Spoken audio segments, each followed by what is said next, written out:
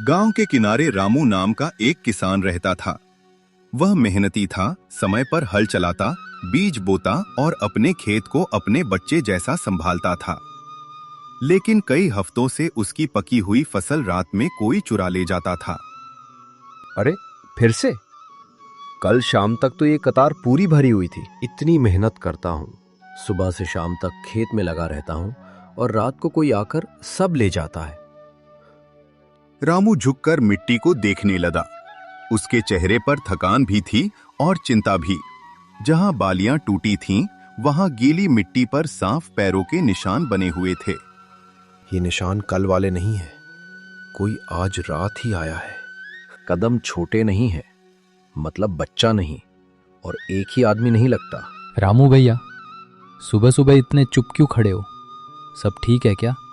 ठीक कहाँ है गोपी? देखो, फिर फसल कम हो गई, कोई रात में काट कर ले गया। हाय राम, ये तो बहुत बुरा हुआ। तुमने किसी को बताया? किससे कहूं? सबको बस अफसोस होता है, पर चोर हाथ नहीं आता। निशान तो साफ दिख रहे हैं, लगता है चोर रास्ता पहचानता है। हाँ, और इतना भी समझदार है कि पूरी फसल नहीं लेता, थोड़ा थोड़ा काटता है ताकि पहले दिन किसी को शक ना हो। फिर तो वो गांव का ही कोई होगा या पास का। बाहर वाला इतना हिसाब से काम नहीं करेगा। मुझे भी अब यही लगने लगा है। रामू ने टूटी हुई बालियों को उठाया, कुछ मुड़े हुए पौधों को हाथ से सीधा किया और गहरी सांस लेकर चारों तरफ देखने लगा। उसकी चिंता अब धीरे धीरे संदेह में बदल रही थी। मेरी मेहनत पर हाथ डालने वाला कोई भी हो, इस बार बचने नहीं दूंगा। गुस्से से नहीं, समझदारी से काम लेना होगा। चोर चालाक है। बस यही सोच रहा हूं, इस बार खेत नहीं, चोर को देखना है। रामू ने एक एक टूटा पौधा सीधा किया। वह नुकसान गिन नहीं रहा था, वह चोर की आदत समझने की कोशिश कर रहा था। उसे लग रहा था कि जवाब मिट्टी में ही छिपा है। देखो, ये निशान मेड़ से अंदर आए हैं और वापस उसी तरफ गए हैं। हाँ, लेकिन जाते समय बोझ ज्यादा था, पीछे की एड़ी गहरी धसी है। तुम्हारी नजर तो चौकीदार से भी तेज है। जब अपनी रोटी का सवाल हो तो मिट्टी भी बोलती सुनाई देती है। रामू, मैं तुम्हारे लिए छाछ लाई हूँ। सुबह से कुछ खाया भी है या नहीं? अभी मन नहीं है सीता, पहले ये देखो, फिर रात में कोई फसल काट कर ले गया। हे भगवान, हर बार यही हो रहा है। अब तो घर का हिसाब भी बिगड़ने लगा है। भाभी, इस बार निशान साफ है, कुछ न कुछ पता जरूर चलेगा। बस ध्यान से करना। सामने वाला अगर चोरी कर सकता है तो झूठ भी बोल सकता है। सीता ने घड़े से पानी डालकर रामू के हाथ धुलवाए। रामू फिर नीचे बैठा और मिट्टी में उंगली से निशानों की दिशा बनाकर सोचने लगा कि चोर कब आता है, कहां से आता है और कितना समय रुकता है। देखो, यहाँ पौधे ज्यादा टूटे हैं, मतलब चोर जल्दी में था। या फिर उसे डर लगा होगा कि कोई जाग गया है। पिछली रात कुत्ता भी भौंका था, तब मुझे लगा कोई जानवर होगा। नहीं, जानवर ऐसे सीधी कतार में कटाई नहीं करता, ये हाथ का काम है। तो बात साफ है, कोई देख समझ कर आ रहा है और उसे पता है कि मैं थक कर जल्दी सो जाता हूँ। फिर आज रात तुम अकेले मत रहना। अकेला नहीं रहूंगा, पर शोर भी नहीं करूंगा। पहले उसे भरोसा दिलाना होगा कि रास्ता साफ है। अच्छा, तो तुम्हारे दिमाग में कुछ चल रहा है?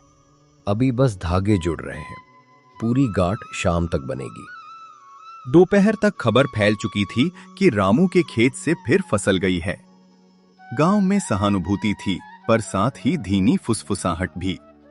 रामू ने तय किया कि वह लोगों की बातें भी ध्यान से सुनेगा। रामू, सुना है फिर नुकसान हुआ? बहुत बुरा हुआ भाई। हाँ, हुआ तो है, पर इस बार चोर कुछ छोड़ गया है। क्या? अपनी चाल मिट्टी में। अरे निशान देखकर क्या होगा? रात की हवा बहुत कुछ बिगाड़ देती है। हवा पौधे झुका सकती है लाला जी, लेकिन कटाई नहीं कर सकती। बात तो सही है। तुमने चौकी रखने का सोचा? सोचा है, मगर चोर को पकड़ना है, भगाना नहीं। जो भी हो, सावधानी रखना। ऐसे लोग अंधेरे में कुछ भी कर सकते हैं। रामू ने सबके चेहरे देखे। किसी के शब्दों से ज्यादा वह उनके ठहराव, उनकी नजर और उनके सवालों को परख रहा था। उसे अभी किसी पर यकीन नहीं था, पर किसी को पूरी तरह निर्दोष भी नहीं मान रहा था। अगर कहो तो मैं रात को साथ बैठ जाऊं? नहीं, अभी नहीं। ज्यादा लोग होंगे तो चोर आएगा ही नहीं। तो फिर? बस इतना समझ लो, आज रात खेत खाली नहीं रहेगा। तुम्हारी आवाज सुनकर लग रहा है तुमने मन बना लिया है। हाँ, अब डरने से नुकसान ही होगा। सोचकर चलूंगा तो शायद रास्ता मिल जाए। चबूतरे से उठते हुए रामू ने आसमान की तरफ देखा। सूरज तेज था, लेकिन उसके मन में शाम की प्रतीक्षा और भी तेज हो चुकी थी। उसी शाम उसे अपनी चाल बिछानी थी। घर लौटकर रामू ने रोजमर्रा की चीजों को नए नजरिए से देखा। रस्सी, सूखी टहनियां, खाली घड़े, पुरानी घंटियां। उसे लगा चोर को पकड़ने के लिए बड़े हथियार नहीं, सही तरकीब चाहिए। अब बताओ भी, मन में क्या चल रहा है? सुबह से तुम्हारी आंखें कुछ और ही सोच रही हैं। मैं चाहता हूं कि चोर खुद अपने कदमों से अपना राज खोल दे। सीधी बात करो, मुझे भी समझाओ। खेत के एक हिस्से को वैसे ही छोड़ दूंगा जैसे रोज छोड़ता हूँ। चोर को लगेगा सब सामान्य है। और फिर? मेर के पास पतली रस्सी बांधूंगा, उससे छोटी घंटियां जोड़ दूंगा। अंधेरे में दिखेंगी नहीं, छूते ही बजेंगी। अच्छा, और अगर वो दूसरी तरफ से आया तो? वहां गीली मिट्टी फैला दूंगा। इस बार निशान और साफ मिलेंगे। तुमने सब सोच लिया? अभी पूरा नहीं। मैं खुद सामने नहीं बैठूंगा, कुएं की ओट में रहूंगा। उसे लगेगा खेत खाली है। सीता ने ध्यान से सुना। उसे पहली बार लगा कि रामू सिर्फ दुखी किसान नहीं, धैर्य से सोचने वाला आदमी भी है। चिंता अब भी थी, लेकिन उसके भीतर उम्मीद की हल्की लौ जल उठी। मैं गोपी को बता दूं, जरूरत पड़ी तो वो पास ही रहे। हाँ, पर बस एक बात, शोर नहीं, घबराहट नहीं। पहले देखेंगे फिर पकड़ेंगे। ठीक है, मैं लालटेन भी तैयार रख देती हूँ। और एक पुराना बोरा देना। अगर चोर भागे तो रास्ता रोकने में काम आएगा। तुम सच में तैयार हो? इस बार मेरी मेहनत अकेली नहीं खड़ी होगी, उसके साथ मेरी अकल भी होगी। सूरज ढलने लगा। खेत की बालियां सुनहरी रोशनी में चमक रही थीं, जैसे दिन की आखिरी किरणें उन्हें ढांढस बंधा रही हों। रामू मेड़ के पास खड़ा अपनी योजना को मन ही मन दोहराता रहा। पहले रस्सी यहां, फिर घंटी इस झाड़ी के पीछे और गीली मिट्टी उस पगडंडी पर। मैं आ गया, जैसा कहा था, चुपचाप। अब बताओ, कहाँ रहना है? तुम पीछे वाले आम के पेड़ के पास रहना। आवाज सुनो, पर तब तक बाहर मत आना जब तक मैं संकेत न दूं। समझ गया। अगर 2 लोग हुए तो? तब और भी अच्छा, कम से कम हम सच पूरा सामने आएगा। तुम्हें डर नहीं लग रहा? लग रहा है, लेकिन अब डर से ज्यादा गुस्सा है, और गुस्से से ज्यादा समझदारी। रामू ने झुककर आखिरी बार मिट्टी को हाथ से समतल किया, फिर मेड़ पर नजर दौड़ाई। टूटी फसल को उसने दिन में सीधा किया था, अब वह अपने मन को सीधा कर रहा था। रात जो भी लाए, वह तैयार रहना चाहता था। मैं घर से लालटेन ढक कर रखूंगी, जरूरत पड़ी तो तुरंत ले आऊंगी। तुम बस सावधानी रखना। चिंता मत करो, आज रात या तो चोर पकड़ा जाएगा या उसका चेहरा उजाले के बहुत करीब आ जाएगा। सुनो, उधर पगडंडी पर कोई हलचल हुई क्या?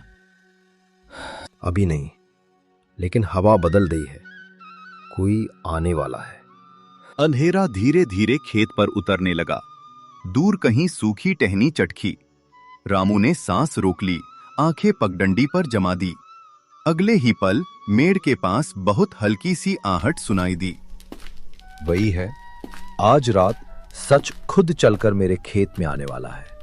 और जैसे ही पहली छाया फसल के किनारे झुकी, रामू की चालाक योजना अपनी असली परीक्षा में उतर गई। जैसे ही छाया फसल के किनारे झुकी, रामू ने बिना आवाज किए गोपी की ओर इशारा किया। रात ठहरी हुई लग रही थी, पर उस ठहराव के भीतर सच धीरे धीरे आकार ले रहा था। गोपी अभी नहीं, उसे थोड़ा और भीतर आने दे, तभी पकड़ मजबूत होगी। ठीक है, मैं मेड़ के इस कोने से घूमकर पीछे लगता हूँ।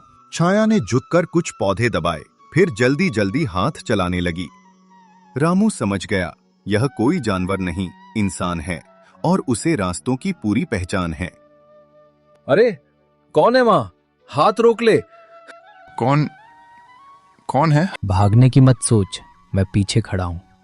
अचानक वह आदमी मुड़ा और मेड़ लांघ कर भागा। रामू उसके पीछे झपटा। अंधेरे, कीचड़ और सूखे पौधों के बीच बस पैरों की धप-धप सुनाई दे रही थी। रुक जा, खेत लूटकर बच नहीं पाएगा। हट जा मेरे रास्ते से। रामू दाएं से काटो, वो पगडंडी की ओर मुड़ रहा है। भागते भागते चोर की कुर्ती मेड़ के खूंटे में अटक गई। कपड़ा जोर से खींचा, एक टुकड़ा फटा और आदमी खुद को छुड़ाकर अंधेरे में निकल गया। रामू, हाथ में क्या आया? कपड़े का टुकड़ा, नीली किनारी वाला। बस अब चेहरा दूर नहीं। मैं दौड़ कर आगे देखता हूं, शायद पगडंडी पर मिल जाए। नहीं, अब अंधेरे में पीछा बेकार है। जो चाहिए था वो मिल गया। रामू ने फटा टुकड़ा मुट्ठी में दबा लिया। उसकी सांसें तेज थीं, पर मन शांत होने लगा था। रात ने चोर को नहीं रोका, पर उसका निशान जरूर छोड़ दिया था। तो सुबह सीधे चौपाल चलेंगे। हाँ, सच को अकेले नहीं, सबके सामने बोलना चाहिए।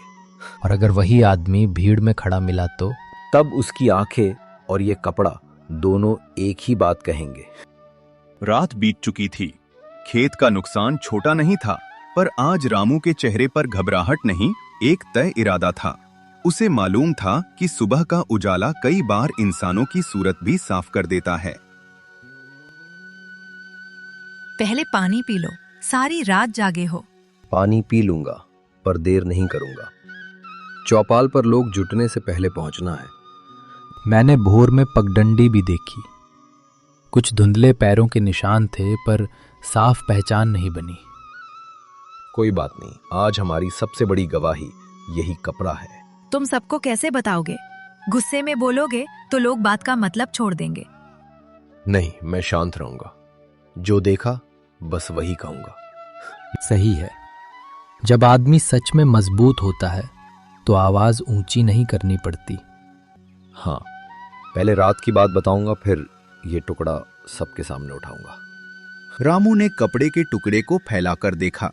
किनारे पर लगी नीली पट्टी साफ थी, जैसे वही इस पूरे झगड़े की असली गवाह हो। नीली किनारी गांव में हर किसी के कपड़े में नहीं होती। ये बात काम आएगी। और नाम लेने की जल्दी मत करना, पहले सबको सुनने दो। यही तो चाहता हूं, किसी पर झूठा दाग न लगे और दोषी बच भी न पाए। चलो फिर, सूरज ऊपर चढ़ने से पहले चौपाल भरने लगेगी। चलो, आज बात खेत की नहीं, गांव की इज्जत की है। चौपाल पर रोज की तरह बातें चल रही थीं, पर रामू के हाथ में दबा कपड़े का टुकड़ा सबकी नजर खींच रहा था। हवा में जिज्ञासा थी और उसके नीचे एक अनकहा संदेह भी। रामू, तुमने सबको बुलाया है, बात क्या है? बात सीधी है मुखिया जी। रात मेरे खेत में फिर चोरी हुई। फिर? मतलब पहले भी हुआ था? हाँ, कई रातों से फसल कट कट कर कम हो रही थी। पहले मुझे लगा जानवर होंगे, फिर समझ आया कि हाथ इंसान का है। मैं भी रात उसके साथ खेत पर था। हमने खुद आहट सुनी थी। फिर तुमने क्या किया? मैंने खेत के एक हिस्से को जानबूझकर वैसा ही छोड़ा जैसे चोर चाहता हो। सोचा वो लालच में आएगा और इस बार कुछ निशान छोड़ जाएगा। यानी तुमने जाल बिछाया था? जाल नहीं, समझदारी। मैं किसी को चोट नहीं पहुंचाना चाहता था, बस सच पकड़ना चाहता था। चौपाल में हल्की सी सरसराहट हुई। कुछ लोग सिर हिलाने लगे, कुछ और पास आ गए। अब सब रामू की अगली बात का इंतजार कर रहे थे। आगे बताओ, रात क्या हुआ? आधी रात के बाद कोई मेड़ के पास आया। वो झुका, फसल पकड़ने लगा और जैसे ही हमने घेरा वो भागा। हम पीछे दौड़े भी थे, लेकिन अंधेरा घना था। भागते समय उसकी कुर्ती खूंटे में अटक गई। वो छूटकर भाग गया, पर ये टुकड़ा वहीं रह गया। ये कहकर रामू ने अपनी मुट्ठी खोली। नीली किनारी वाला फटा कपड़ा सुबह की धूप में साफ चमक उठा। चौपाल में एक पल के लिए पूरी चुप्पी छा गई। मैं किसी का नाम नहीं ले रहा, बस इतना कह रहा हूं कि ये टुकड़ा उसी आदमी की कुर्ती से फटा है जो रात मेरे खेत में था। जरा पास दिखाओ। सब लोग शांति रखें, कोई हड़बड़ी नहीं होगी। मैं भी यही चाहता हूं। सच खुद सामने आए। जैसे ही कपड़ा सबके सामने उठा, भीड़ में खड़े एक आदमी के चेहरे का रंग बदल गया। उसने सहज दिखने की कोशिश की, पर उसका हाथ बार बार अपने बाएं कंधे पर जा रहा था। रामू, उधर देखो। हरिया अपना कंधा क्यों छिपा रहा है? हरिया, जरा सामने आओ। मैं? क्यों? मैं तो बस यहाँ सुनने आया हूँ। अगर कोई बात नहीं तो आगे आने में हिचक कैसी? हिचक नहीं है, बस भीड़ बहुत है। हरिया एक कदम बढ़ा, फिर रुक गया। उसके दुपट्टे के नीचे से कुर्ती का किनारा झलक गया। उसी रंग की नीली पट्टी, वही बनावट, वही सस्ता कपड़ा। रामू की नजर वहीं टिक गई। दुपट्टा हटाओ हरिया, साफ साफ। इसकी क्या जरूरत है? कपड़ा फटना कोई अपराध नहीं। कपड़ा फटना अपराध नहीं, पर रात को खेत में घुसना अपराध है। अरे जरा देखो तो, सच में नीली किनारी है। और कंधे के पास से कपड़ा उधरा हुआ भी है। हरिया, अब छिपाने से बात और बिगड़ेगी। आगे आओ। तुम लोग बिना सुने ही मुझे दोषी बना रहे हो। मैं तुम्हें दोषी नहीं कह रहा, मैं बस इतना कह रहा हूं कि अपना कंधा सबको दिखाओ। हरिया ने धीरे धीरे दुपट्टा हटाया। कुर्ती के कंधे पर साफ फटा हिस्सा था और उसकी खाली जगह रामू के हाथ के कपड़े से मिलती हुई लग रही थी। चौपाल में दबे स्वर तेज होने लगे। प्रमाण सामने आते ही हरिया की अकड़ ढीली पड़ गई। चौपाल की हवा भारी थी, मगर रामू ने गुस्से की जगह संयम थामे रखा। यही वह पल था जहां सच केवल पकड़ा नहीं, स्वीकार भी किया जाना था। मैं गया था। साफ साफ बताओ, क्यों किया? पहले एक रात गया था, फिर बच निकला तो हिम्मत बढ़ गई। सोचा थोड़ा थोड़ा ले जाऊंगा तो किसी को पता नहीं चलेगा। और गांव वाले एक दूसरे पर शक करते रहे, यही चाहा था। मैंने गलत किया, बहुत गलत किया। हरिया, फसल की चोरी से ज्यादा चोट इस बात की है कि तुम अपने ही गांव के आदमी का भरोसा तोड़ कर गए। मुश्किल सबके घर आती है, पर चोरी से मुश्किल छोटी नहीं होती, शर्म बड़ी हो जाती है। बात सही है। जरूरत होती तो गांव से मदद मांगते, छिपकर खेत काटना समाधान नहीं। मुझे लगा लोग मना कर देंगे, मैं हाथ फैलाने से डर गया। मदद मांगने में शर्म नहीं, चोरी करने में शर्म है। हरिया की आंखें भर आईं। चौपाल में खड़े कई लोग जो कुछ देर पहले केवल तमाशा देख रहे थे, अब बात का असली भार समझ रहे थे। अब फैसला होगा, पहले नुकसान की भरपाई होगी, फिर सबके सामने माफी।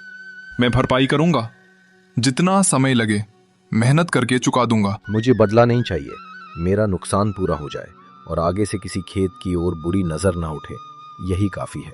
और अगर फिर ऐसा हुआ तो कोई बहाना नहीं चलेगा। नहीं होगा, मैं कसम खाता हूं। तो सब सुन ले, आज से हरिया रामू के खेत में कुछ दिन मेहनत करेगा, नुकसान की भरपाई करेगा और गांव के सामने अपनी गलती मानेगा। चौपाल में फैला तनाव धीरे धीरे उतरने लगा। सच सामने आ चुका था और उसके साथ एक सीख भी।